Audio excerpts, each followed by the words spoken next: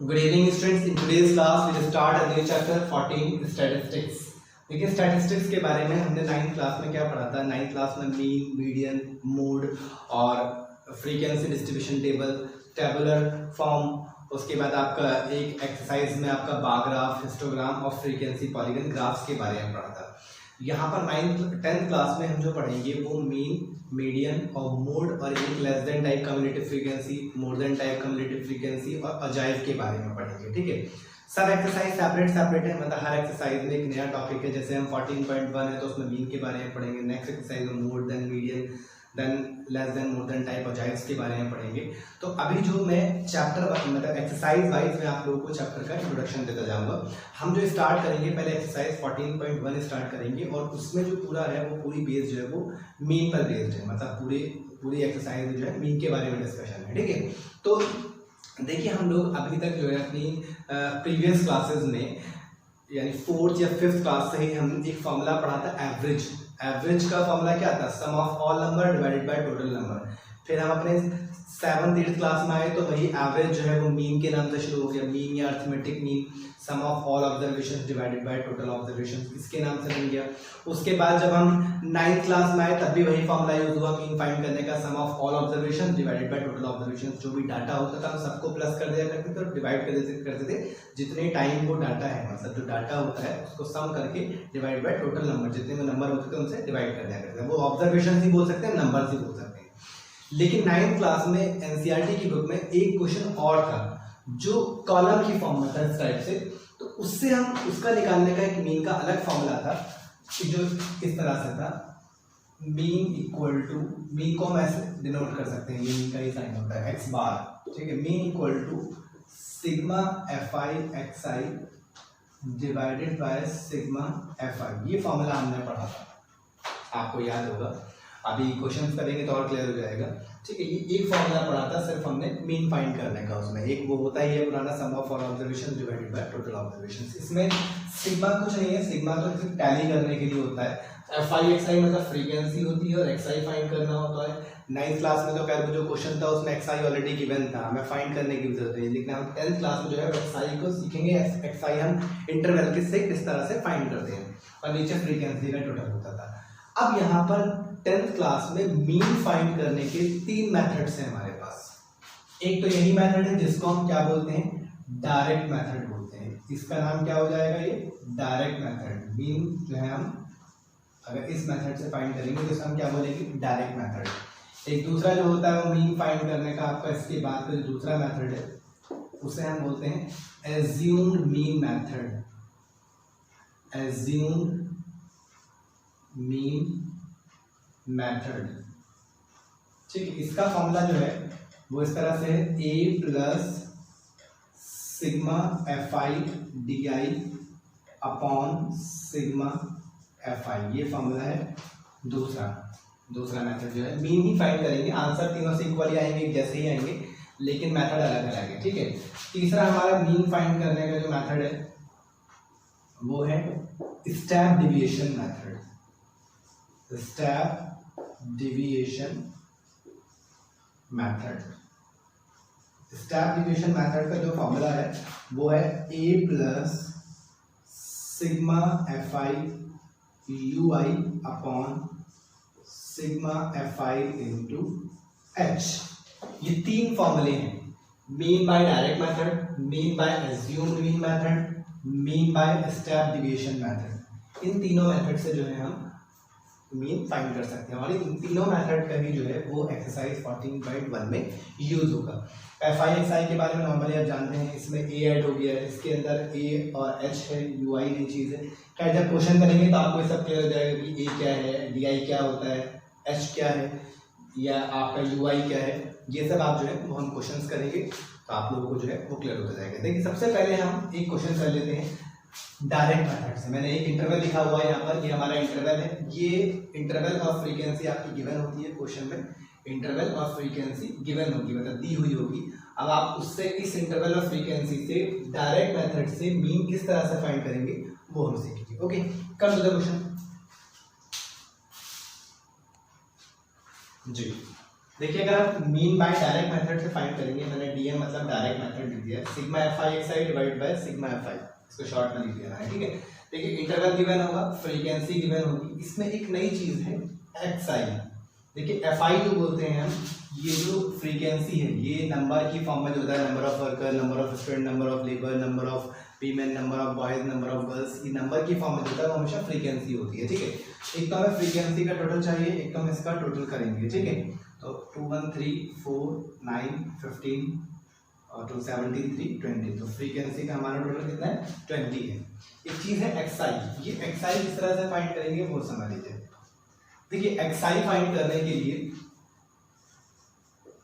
XI find करने के लिए हम करते क्या है, जो इंटरवल होता है, इंटरवल की लोअर लिमिट होती है या अपर लिमिट होती है, तो आप लोगों 9th क्लास में पढ़ा था, lower limit upper limit, lower limit upper limit, lower upper, इस तरह से होती है, ठीक है। तो एक्सआई फाइंड करने के लिए हम क्या करते हैं, lower plus upper divide by 2, मतलब हमें 0 और 2 की मिड टर्म निकालनी है जो एग्जैक्टली इसके बीच में आती है। अगर 0 और 2 के बीच में तो 1 आता है, यहाँ पे तो आपको इजीली फाइंड हो जाएगा। यहाँ पर 2 और 4 के बीच में 3 आएगा, ये एक ही नंबर है, यहाँ पर आप इजीली फाइंड कर सकते हैं। लेकिन कुछ नंबर टफ आएंगे तो उसके लिए आप क्या करेंगे, इन दोनों को प्लस करके 2 से डिवाइड कर दिया, यानी 4 + 2 कितना होगा 6, 6 को 2 से डिवाइड करेंगे कितना आएगा 3 आ जाएगा। 6 + 4 कितना होगा 10, 10 को 2 से डिवाइड करेंगे क्या आ जाएगा 5 आ जाएगा। तो हम इजीली इस तरह से जो है वो एक्सआई, हर क्लास का एक्सआई फाइंड कर सकते हैं, ठीक है। इस क्लास का एक्सआई क्या होगा, 6 और 8 के बीच में क्या होगा 7। अगर आपको इस तरह से नहीं आ रहा तो 8 + 6 कितना होगा 14, 14 को 2 से डिवाइड करेंगे तो 17 हो जाएगा। दोनों क्लासेस को दोनों लिमिट्स को यानी अपर लिमिट और लोअर लिमिट को ऐड करके 2 से डिवाइड कर देते हैं हम, ठीक है। यहाँ पे क्या होगा, यहाँ पर आपका 9 आ जाएगा, इसी तरह से यहाँ पर आपका 11 हो जाएगा और ये आपका 14, इसके बीच में जो आएगा वो आपका 13 होगा। ये हमारा एक्सआई हो गया, ठीक है। हमें एक्सआई का टोटल करने की जरूरत नहीं है बिल्कुल भी, बस हमें एक चीज क्या निकालनी, एफआई एक्सआई। एफआई एक्सआई का मतलब हमें एफआई और एक्सआई की मल्टीप्लाई करनी होगी। एफआई एक्सआई का मतलब दोनों की मल्टीप्लाई की गई है, तो मल्टीप्लाई करेंगे 1 1 * 1, 2 3 * 6, 1 5 * 5, 5 7 * 35, 9 6 * 54 and 11 2 * 22, 13 3 * 39। इनकी दोनों की मल्टीप्लाई कर दी हमने इस तरह से, और मल्टीप्लाई करके जो आपका ये जो है वो एफ आई एक्स आई की क्लास आ गई, ठीक है। अब हम क्या करेंगे, एफ आई एक्स आई का हमें टोटल करना होगा, तो यहाँ पर एफ आई का टोटल आपका आएगा 162। अब फ्रीक्वेंसी का टोटल आपका यहाँ पर 162 पुट करेंगे और एफ आई की जगह पर हम क्या पुट करेंगे 20 पुट करेंगे, ठीक है। अगर आप डायरेक्ट डिवाइड नहीं कर पा रहे हैं तो उसको थोड़ा सिंपल कर सकते हैं, 2 8 = 16, 2 1 = 2, 2 के टेबल से डिवाइड कर रहा हूँ, और 2 10 = 20 डिवाइड करेंगे तो आपका आंसर आएगा 8.1। यही आपका मीन का आंसर है। देखिए जब हमारे एफ आई और एक्स आई के नंबर जो है वो अगर स्मॉल नंबर्स होते हैं यानी छोटे नंबर होते हैं तो हम डायरेक्ट मेथड का यूज करते हैं। वहाँ पर जो हमारे फ्रीक्वेंसी और एक्स आई के नंबर स्मॉल होते हैं तो हम किस मेथड का यूज करते हैं, डायरेक्ट मेथड का यूज करते हैं। अगर बड़े नंबर होते हैं तो हम जो है वो एसजीओ मीन मेथड या फिर स्टेप डिवीजन मेथड का यूज करते हैं, ठीक है।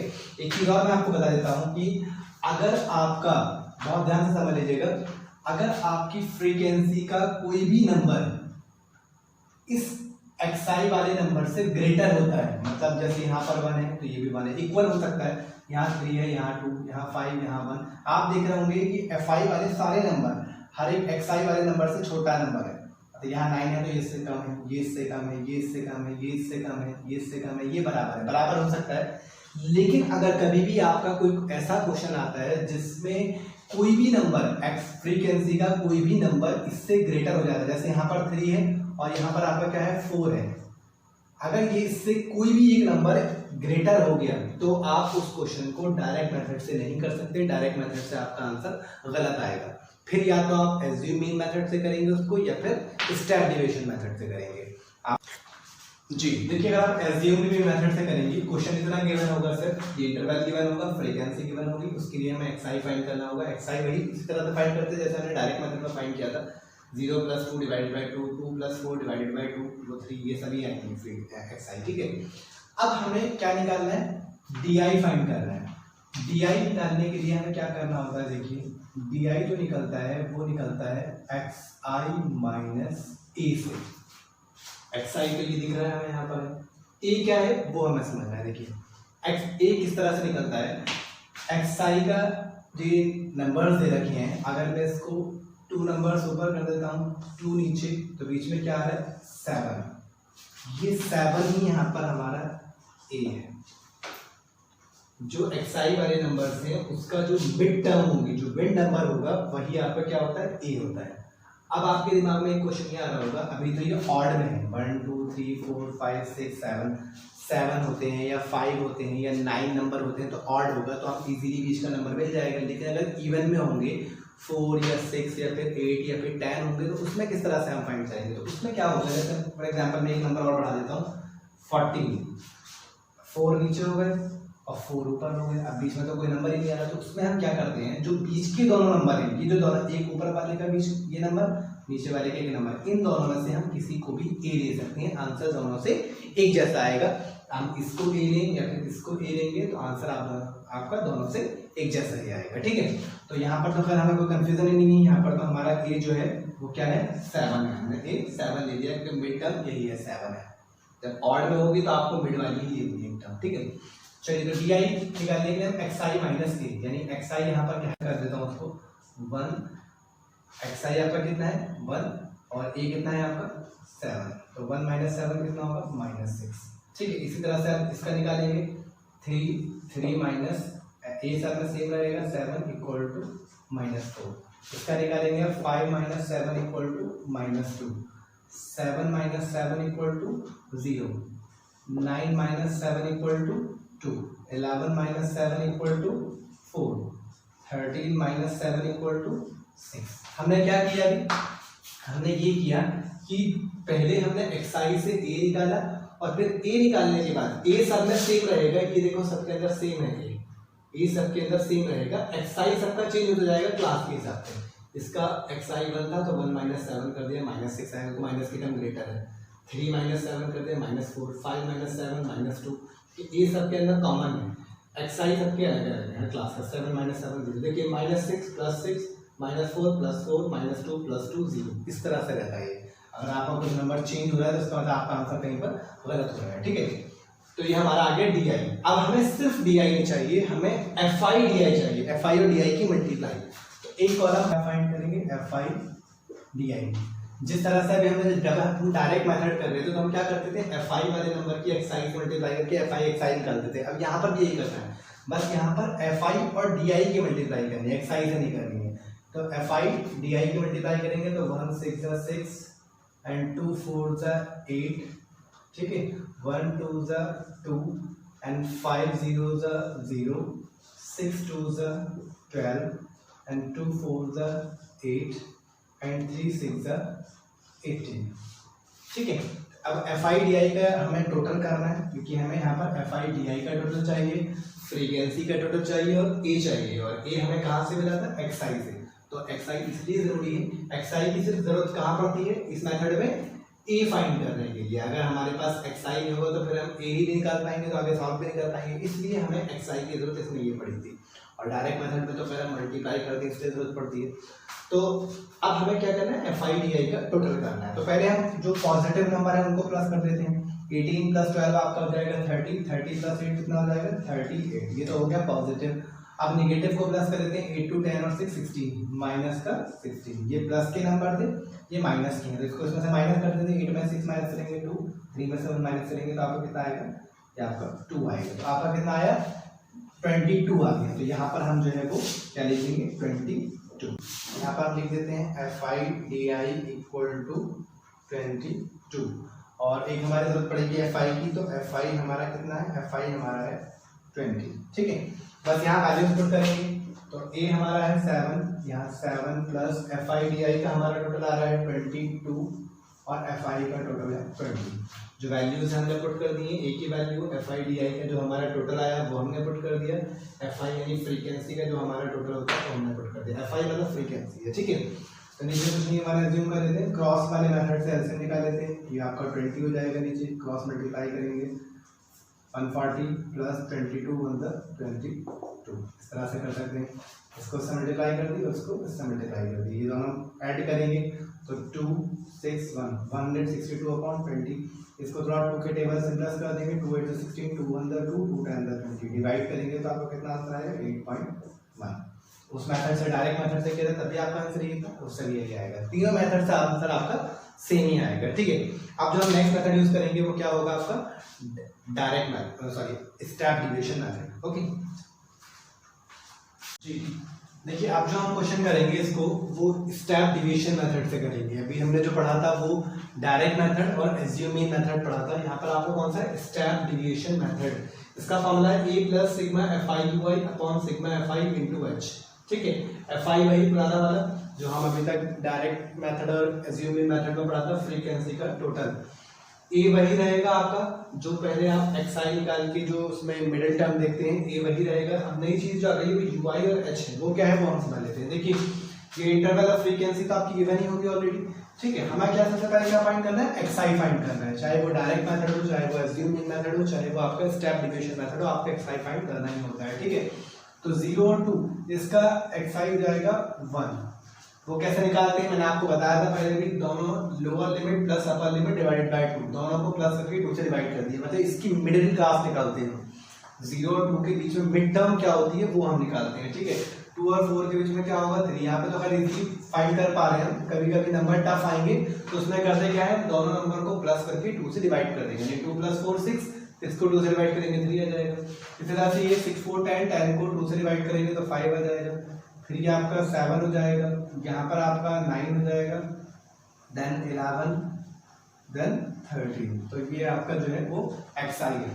अब हमें di निकालने के लिए हमने जो अभी एज्यूमिंग मेथड किया था उसमें di फाइंड किया था, तो जब हम स्टेप डिवीजन मेथड करेंगे तो उसमें भी हमें di की जरूरत पड़ेगी, क्योंकि ui जो फाइंड होता है वो di की हेल्प से ही फाइंड होता है। तो di हम लोग ने किस तरह से निकाला था, di हम निकालते हैं xi माइनस ac। di जो हम फाइंड करते हैं di इक्वल टू हम निकालते हैं xi माइनस ac।